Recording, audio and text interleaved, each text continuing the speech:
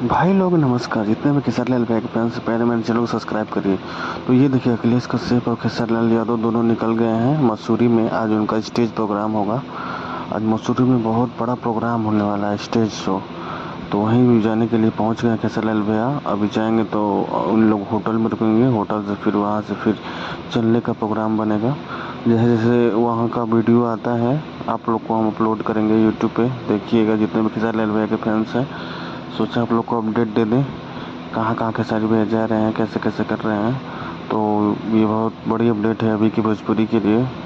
बहुत बड़ा stage show होने वाला है मसूरी में। तो करता होगा तो स्टेज शो में देखते हैं कौन सी हीरोइन आने वाली है। अभी तो फिलहाल यही मालूम पड़ा है खेसारी लाल भैया, अखिलेश कश्यप और उनके साथ जो मैनेजर हैं सोनू पांडे और विवेक भी मैनेजर उनके साथ जा रहे हैं। तो चलिए देखते हैं कैसे कैसे स्टेज शो होता है, कितना बढ़िया।